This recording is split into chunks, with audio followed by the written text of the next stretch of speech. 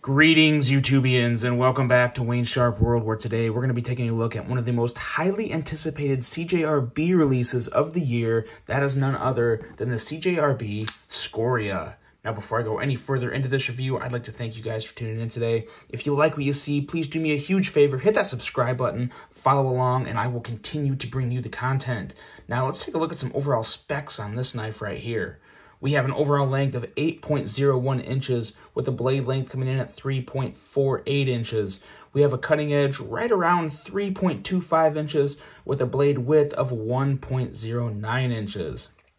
This blade thickness is 0.10 inches and a blade material of CJRB's own AR RPM9 steel with a blade style of a drop point with a nice thin flat grind, a handle length coming in at 4.53 inches, a handle thickness coming in at 0.42 inches. This is a slim guy, and a handle width coming in at 0.95 inches, and that was measured right around the middle of the handle. So as you can imagine, it would probably get to be a little over an inch down here at the bottom.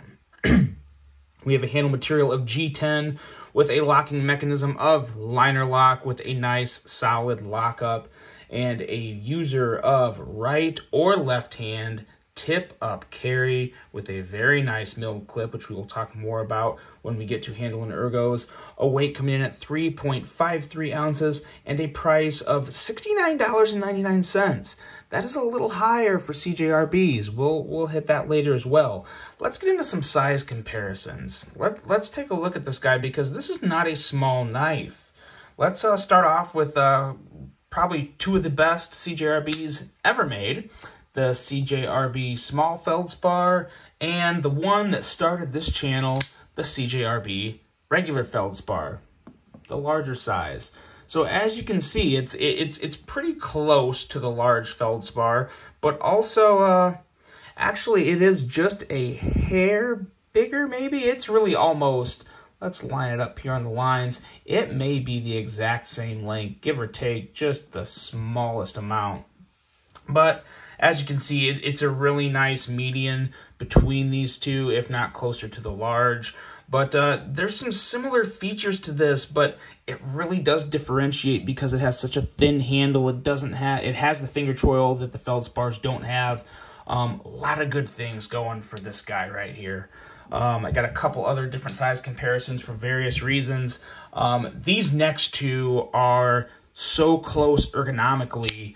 That is the VBR from Varga Knives made by Riot, and one that I think probably everybody knows, the Hinderer XM18. Now just take a look at these right here. And look at these ergos. Look at the choil, the handle width. Now the thickness is what really separates this guy apart from these two as well. These guys are a bit thicker. The Hinderer is much thicker. The VBR is thicker. The VBR is in between the Scoria and the XM18 in terms of handle thickness. I personally think the VBR is perfect when it comes to ergos. The thickness is fantastic. But as far as the choil and the handle formation, very, very, very similar to these two. So a very good, this is an excellent budget option for these two, which I'll talk a little more about later as well.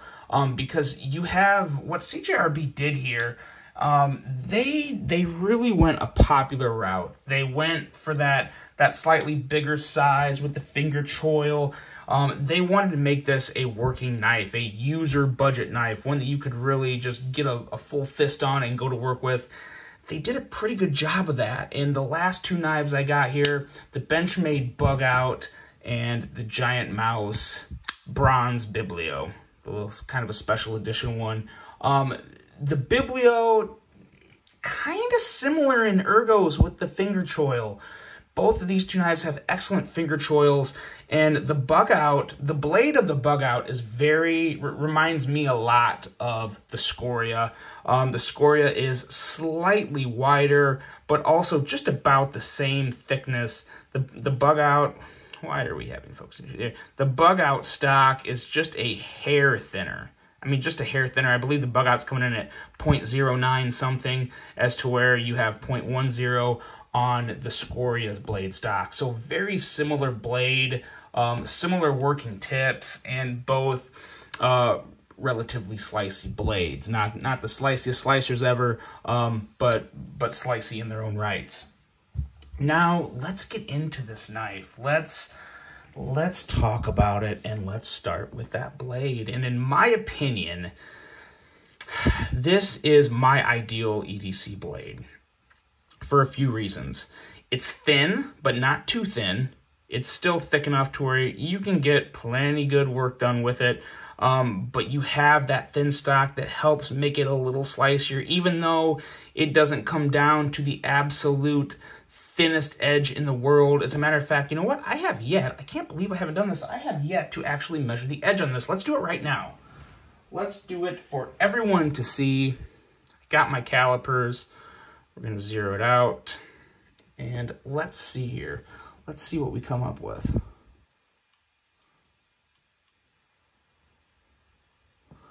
So, 19 thousandths. 19 thousandths behind the edge. So that's plenty thin enough to take care of your EDC tasks. And what I like about it is that 19 thousandths comes from a very thin stock. So it's going to help it be just a little more slicey. It's just an absolute excellent cutter overall. And while the blade stock is thin, it's also wide enough to provide that adequate strength. You're not talking about a blade like a like the CJRB RIA or the CRKT CEO, where, you have that thinner blade. This is definitely a good blade that can take a pretty good amount of use. I think probably maybe the pivot area would fail before the blade would, in all honesty, because you do have a nice tip that is not super, super thin, but it is also kind of, it's that slicey type of thin to where it stays thin all the way throughout the stock and then comes down to a pretty good tip. You also have just an excellent finger choil. This finger choil, for me, I don't have real chubby fingers, but I have, I guess, kind of just, I don't know, I guess bigger fingers. My knuckles especially can get to be a little wide, but this feels perfect. The only thing that would make it a little better is maybe just a little bit more thickness, kind of how I mentioned with the VBR. The VBR is perfect ergos for me. This really can't get much better outside of adding a little thickness to the handle, but an excellent, excellent ergos. And a lot of it has to do with that finger choil. The jimping, that is the one issue I have with this knife, is there is just an atrocious lack of jimping. And when I say that, I mean there's no jimping. There's no jimping on the spine, and there's no jimping on the flipper tab. Now, when we get to the action, you'll get my thoughts on that, but I really wish there was some jimping there. Whether or not it needs it, I really wish there was some jimping there. And I think it could really use some jimping right along the spine here, because this knife it's made to be a true working EDC as far as a budget knife goes anyway. Obviously, this is not built like a Hinderer. It is not built like a VBR. It doesn't have the beefy, girth and strength to it that a more expensive knife would. But it's still going to be a good user knife. And at the price point, it's kind of hard to argue that. All in all, though, when it comes to the blade, I do still really like it. I love that thin stock. I love the appearance of it. I can't say I love the coated blade, but that is what it is. It's not going to affect the performance of it whatsoever. Just a very, very well thought out, simple but attractive blade design, shape with good cutting geometry, and very, very comfortable in hand, allowing you to get deep in there and work good with the blade. Now, going into handles and ergos, even though I kind of ruined the surprise, these are some of the best ergos I've felt on a knife this year. Probably second to only the VBR. We'll bring the VBR back in one more time. If you guys aren't following Mark Varga Knives, give that guy a follow, because he knows how to design a knife. And as you can see, the ergos are so similar. The only difference, and I'll bring it in here, is the thickness. This is a thicker, the VBR is thicker. Now, this is not as thick as a Hinderer, to give you some point of reference. But it is obviously considerably thicker than the Scoria. But when it comes to the handle outline and the choil, it's just, they're very similar, and they both feel absolutely fantastic. No hot spots whatsoever on this guy. You have a contoured handle. They're not like super rounded, but they are contoured. They're smooth. They feel really, really good. This pocket clip. Let's talk about this milled pocket clip. Definitely one of the things that's kind of up in the price on this guy, and I don't mind it that much because it really does work excellently. It goes in and out of the pocket just fine. Enough ramp to get over pretty much any hem, and it's still, I mean, you're still talking that much of the knife being only showing, so not much. Pretty discreet carry, and it's so thin it carries very well in the pocket, even though it's a slightly longer knife. You know, I kind of mentioned that on Monday with my ZT-0452CF. Longer knives that are slim and carry well, they always, or carry deep, they always carry well overall. This is no exception. And I also like the color scheme you got here. Now, I can't say I love the coated blade like I've said before. I kind of wish this was a stone-washed black blade. That always looks a little better to me because it hides blemishes more down the road and you know, use marks. But I really do like this kind of silverish look in black. I think it's pretty cool. I do like this one a lot. I like it. The only other option I had was the maroon handle, and that was all right, but I like this. I like the black silver. That's a pretty sweet color combo, especially with the pivot and the thumb stud and the clip. That's just a really nice accent of silver throughout the knife, not being too much in any one area. And then on the other side, you just have it obviously there on the pivot and thumb stud, but looks really, really good. Even it kind of matches the edge of the blade. So you have these nice little subtle highlights that I think make the knife look pretty sweet. And I also like, well, let's see, what else? Oh, that's actually pretty much everything on this knife that I do like. I also like the fact that you can reverse the pocket clip. You don't see that on as many knives as you used to, I guess.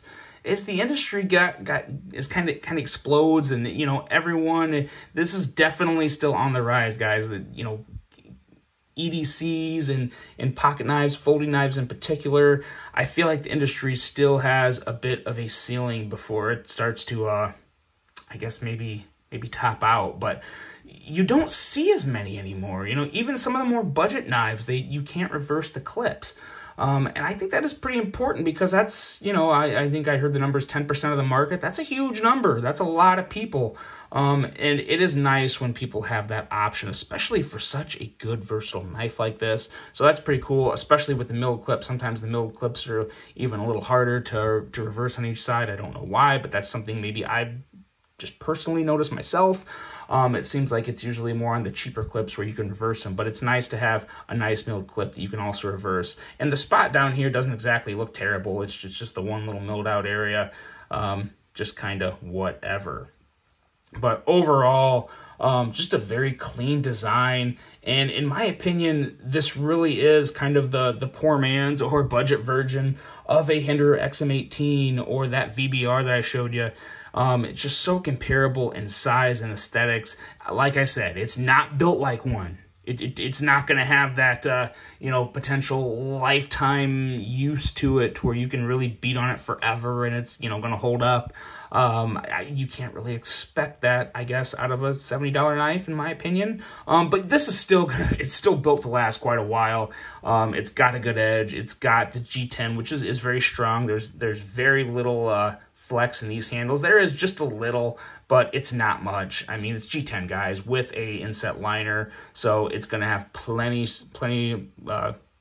good amount of strength and resilience in that handle, regardless of how you hold it and use it. I don't see this failing on you. Action, going into action, it's really good. The flipper works fine. Even without the jimping, I would still really prefer jimping, and CJRB is notorious for that. I've seen a lot of models from them in the past. It really, maybe even all of them. I'd have to look back. I can't remember a CJRB with jimping on the flipper tab. That bothers me because I really, really do prefer jimping. Obviously, you can push button this and it flies out just fine, and you can also light switch it. It comes out just fine. I kind of prefer the push button, and it really helps sometimes. You know, you can have that number happen when you don't have the jimping. The jimping just kind of helps it, you know, bite into my finger and lets me get that push button going, but that could also aggravate some people's fingertips, so I kind of see why CJRB doesn't put jimping. That's a real personal preference for me, but regardless, the flipper tab works great for either deployment method as well as the thumb studs. Flies right out with the thumb flick, and you can also middle finger flick this guy just fine. And the middle finger flick, it really does work great on this. It's a little tougher detent for the middle finger flip, but it works just fine. Once you gauge kind of how it feels, it's the first time you middle finger flip this knife, you'll be like, oh, that detent's pretty strong. That's good. It should be. Does not feel that bad on the thumb flick, but on the middle finger flick, yeah. Once you get used to it, though, it is pretty enjoyable to do. And then to close, just a little shake, it goes right closed for you. No issues with action whatsoever.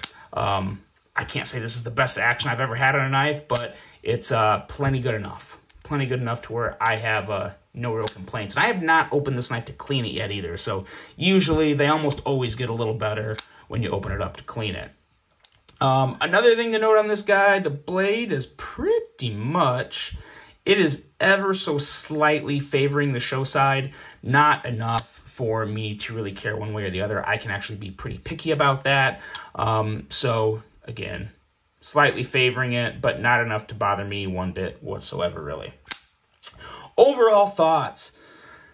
I didn't want to say this because I kind of had a little love affair with the CJRB Feldspar since it was the knife that started this channel, but I have to say, this is the best CJRB offering to date. It is. In my opinion, I gotta be honest with you guys like I always am. This is my favorite CJRB to date. I really hope they come out with more versions of this. Play around with some non-coated blades, maybe micarta handle or carbon fiber handle. This is going to be a very, very popular seller for them. This is a knife that they will struggle to keep in stock at a lot of places because it is that good. People are going to absolutely love this knife. Take my word for it. I will stamp the Wayne Sharpwood approval on this one all day long. There's just no flaws outside of it having a little jimping, which I really wish it did. That's it. It's good to go. It's pretty much a home run. As for the price, I'm okay with the price. When I first saw the $70 or $69.99, I thought, wow, that's high for a CJRB. That is a lot. So many CJRBs come in at, you know, 35 to, you know, to 45, maybe 50 bucks. So 70 bucks, that's a lot for a CJRB. I think primarily this milled clip has a lot to do with it. And, you know, it's the AR RPM9 steel. That shouldn't really matter, though, because they already make a lot of their other knives in AR RPM9 steel. I think it's a combination of maybe just maybe it is just a little on the more expensive side. I wouldn't say it's too expensive. It's definitely the highest amount this knife should be. I would like to see it at $60 instead of $70. But it just kind of is what it is. For $70, if you compare this knife to a lot of other $70 knives, you're going to pick this one vast majority of the time. So I don't have a huge issue with the $70 price tag. But you know, it's on a fine line. It's on a fine line right now, but I'm not gonna be too critical of it because I just really do think this is a fantastic knife. It's a great blade with great action, phenomenal ergos, and carries excellently. So you combine all that together, $70 isn't too bad of a bullet to bite. So there you go. I absolutely 100% recommend the CJRB Scoria. Let me know what you guys think. Has anyone else experienced this yet? This is a very new knife. It hasn't come out at a lot of retailers yet, but it is coming. Keep your eyes out for it. Give it a shot. It is a great one, the CJRB Scoria. Let me know what you guys think in the comments below. I hope you enjoyed this one. I hope you have a great rest of your day. And until the next one, I'm out.